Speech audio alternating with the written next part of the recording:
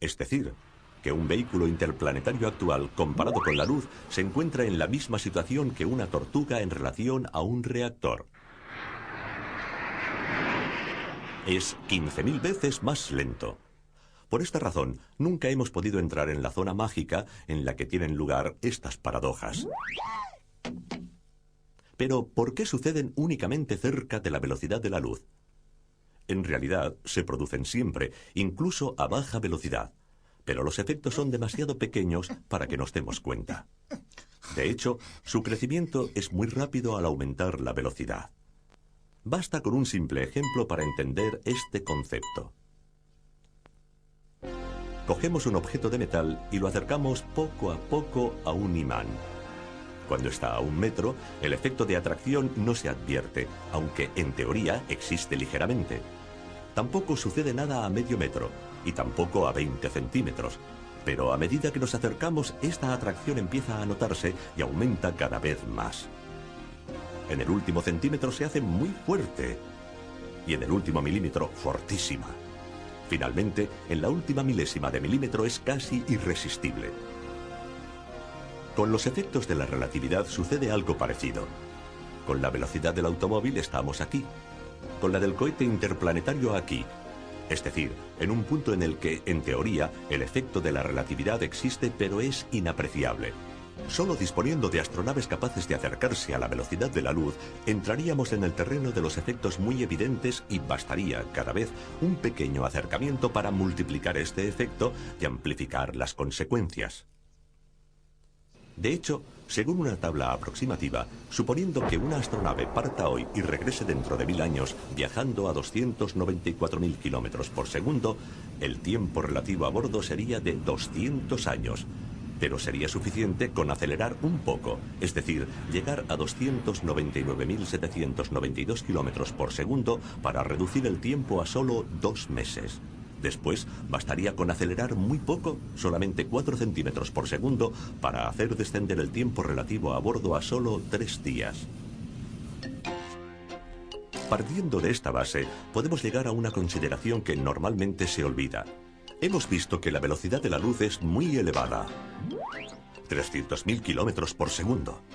Pero solo resulta muy elevada si la comparamos con nuestra manera de vivir y de movernos. Es decir, si la comparamos con una bicicleta, con un avión e incluso con un cohete.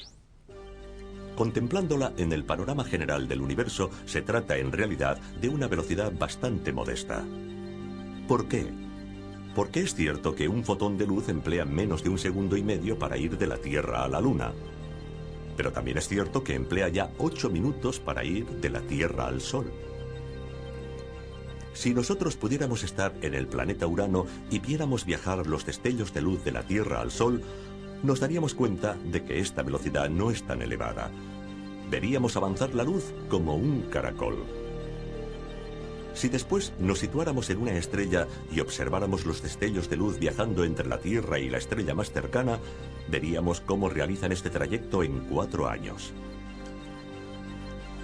Finalmente, si nos situáramos fuera de nuestra galaxia y viéramos avanzar la luz de un extremo a otro de la galaxia, veríamos cómo realiza este trayecto en unos 100.000 años.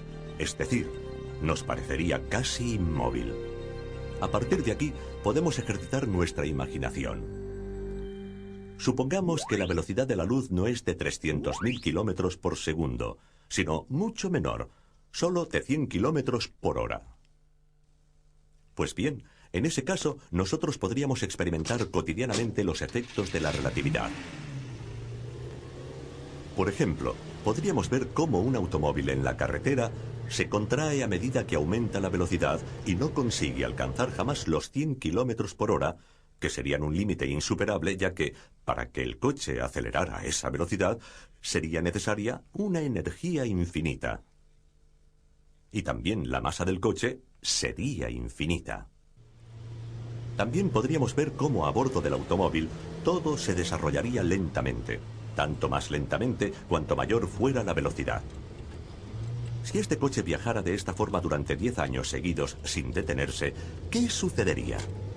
Pues bien, al llegar a casa y frenar, la longitud volvería a ser la misma de antes y el tiempo a bordo transcurriría tan bien como antes.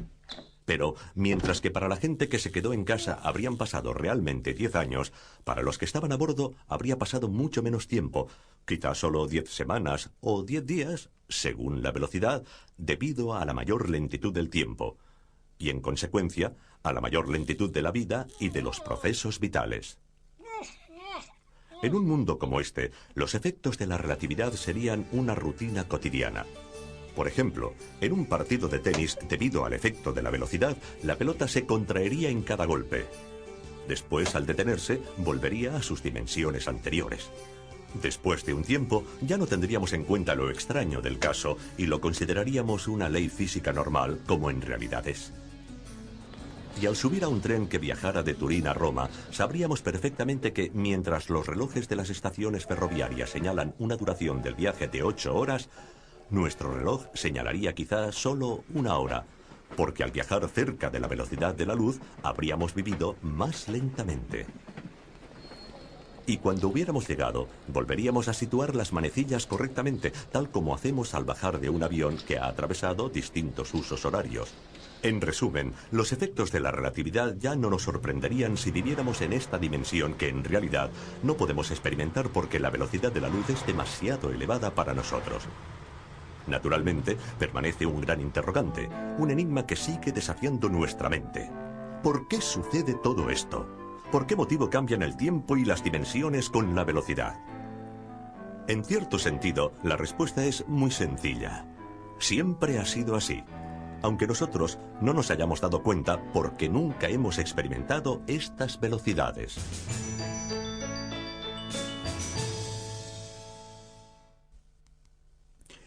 Bueno, pues aquí termina este capítulo tan denso en conceptos muy complejos y a menudo desconcertantes.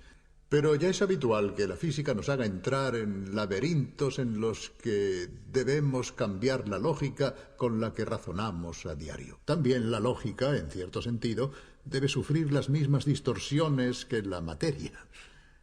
Sin embargo, todo esto no modifica la dimensión cotidiana en la que vivimos. Nosotros seguimos viviendo, trabajando con las viejas leyes de la física que siguen siendo válidas.